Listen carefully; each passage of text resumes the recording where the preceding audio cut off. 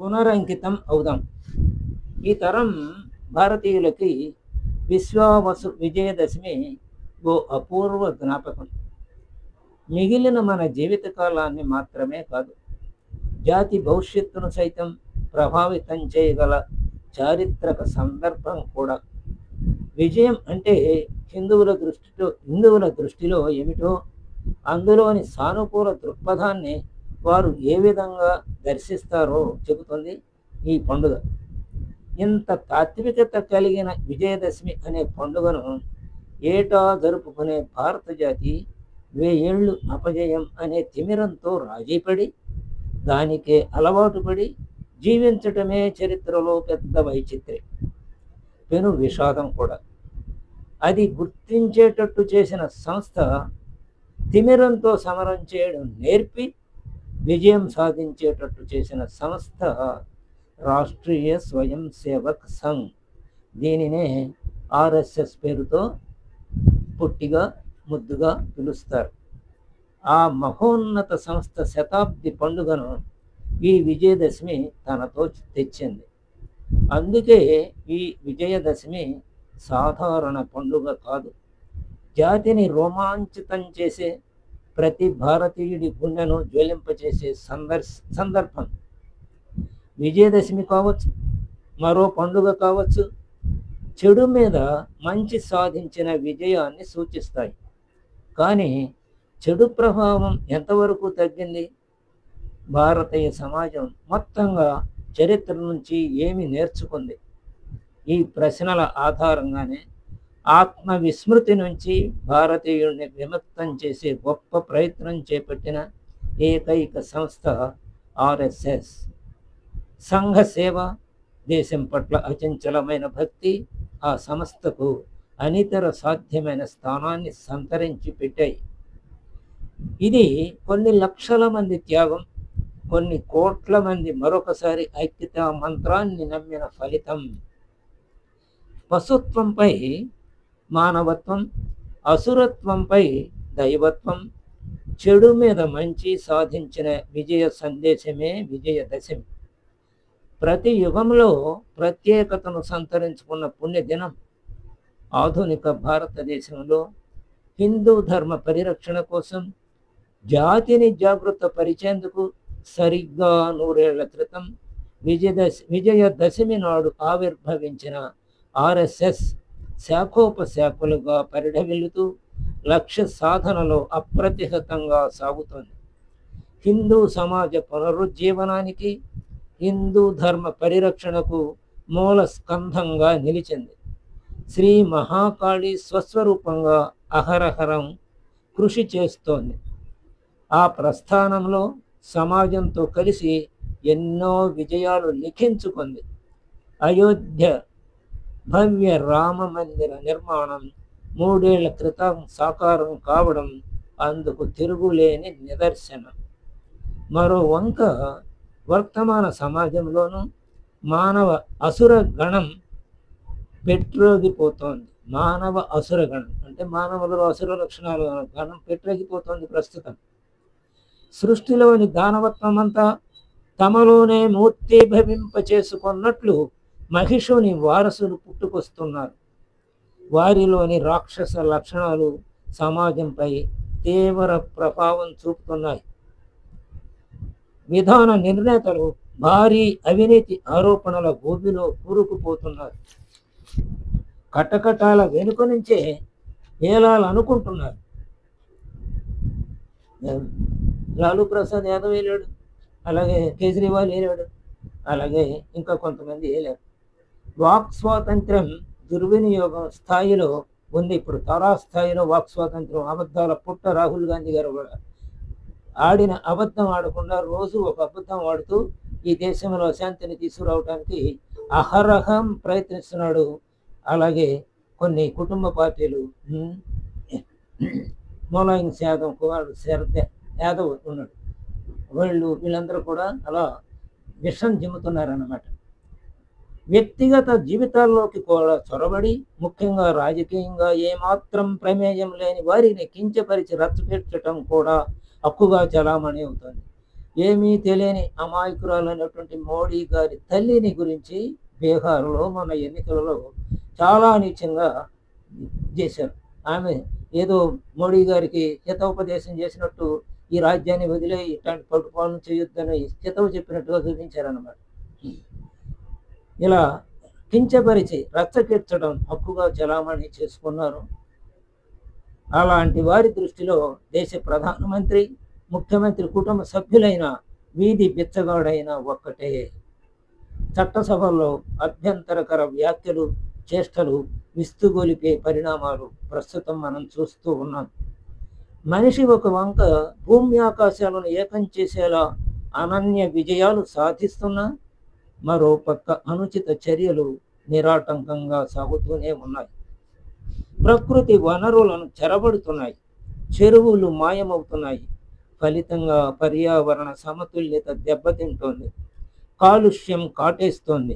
స్వయంకృతాపరాధాలు, మానవ తప్పిదాలతో నగరాలు, పుణ్యక్షేత్రాలు చిన్నపాటి వానకే నీటిపై తేలుతున్నాయి.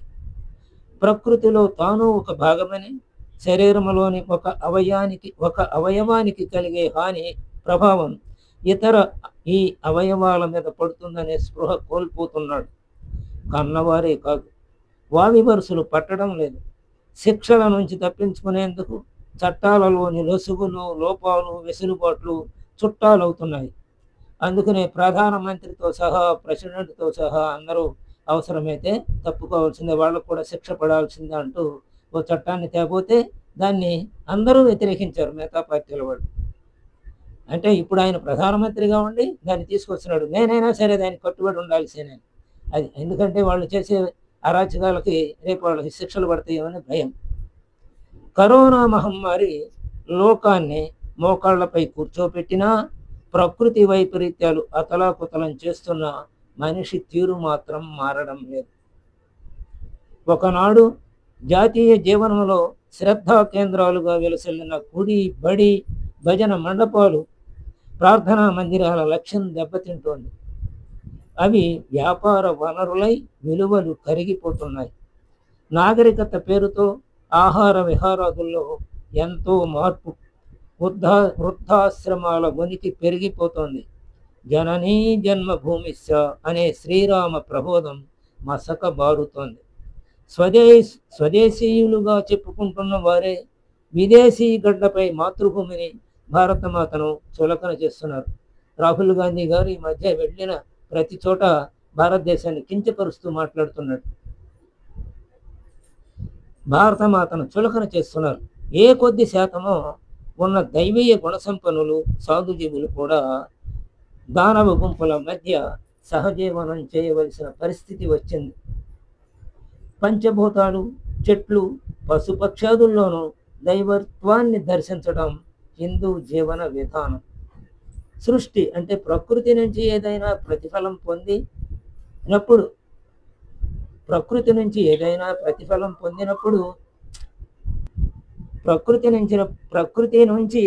ప్రతిఫలం పొందినప్పుడు కృతజ్ఞతగా పూజలు నిర్వహించడం మన మౌలిక దృష్టికోణం. ప్రకృతి అస్తిత్వమే ప్రశ్నార్థకమవుతున్న వేళ పూజాధికాలకు ఆస్కారం ఎక్కడ? సమాజాన్ని నిలబెట్టేది ధర్మం, దానికి హాని ప్రయత్నాలు సత్యం. అంటే దానికి కూడా వాళ్ళు హాని చేస్తున్నారు. పరులకు హాని కలిగించైనా పాపం గడుపుకోవాలనుకోవడం పాపకార్యమైన హితము మసక బారిపోయింది. తమ రాజ్యాన్ని తాను ఏలుకోవాలనే స్పృహ ముద్దుపారి సర్వం సహా చక్రవర్తులుగా మెలగాలన్న దుర్యోధనాది ఏలికల దుగ్ధ ఈ యుగంలోని నేటి అగ్రరాజ్యాలకు సోకుతోంది. అమెరికా, చైనా, రష్యా ఈ మూడు మిగతా రాజ్యాలన్నీ వాళ్ళ చెప్పు చేతుల్లో ఉండాలని కోస్తుంది. సృష్టి నుంచి ఏదైనా ప్రతిఫలం పొందినప్పుడు కృతజ్ఞతగా పూజలు నిర్వహించడం మన మౌలిక దృష్టికోణం. ప్రకృతి అస్తిత్వమే ప్రశ్నార్థకమవుతున్న వేళ పూజాధికాలకు ఇంకా ఆస్కారం ఎక్కడ ఉన్నది? సమాజాన్ని నిలబెట్టేది ధర్మమే, దానికి హాని ప్రయత్నాలు జరుగుతున్నాయి. పరులకు హాని కలిగించైనా సరే పాపం గడుకోవాలని భావించే పాపకార్యమే పెరుగుతోంది. తమ రాజ్యాన్ని తాను ఏలుకోవాలనే స్పృహ ముద్దుబారిపోయింది ఈ అగ్రరాజ్యాలకి. ఆ రోజు దుర్యోధనుడికి ముద్దుబారిపోయినట్లుగా మిగతా రాజ్యాల మీద పెత్తనం చేయాలని అగ్రరాజ్యాలు చూస్తున్నాయి.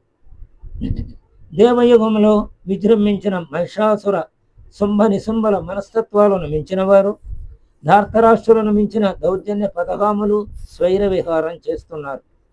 వీరిని జయించగల అసుర శక్తి, అనుపమ శక్తి, శ్రీరాముని మించిన పరాక్రమం, విజయుడిని మించిన వీరత్వం, చారిత్రక పురుషులను మించిన శౌర్య సాహసాలు అత్యంత అవసరం అనిపిస్తోంది ఈనాడు. ధర్మానికి హాని కలిగినప్పుడు ధర్మరక్షణకు తనను తానే సృష్టించుకుంటానని శ్రీకృష్ణ భగవానుడు భగవద్గీత 4వ అధ్యాయం జ్ఞానయుగంలో 7వ శ్లోకంలో చెప్పాడు. దాన జాతి విజృంభణతో వివిధ అవతారాలతో తుదిముట్టిస్తానని దేవి భగవతి దుర్గా సప్తశతిలో చెప్పింది. అట్లాగే వాళ్ళు చేశారు.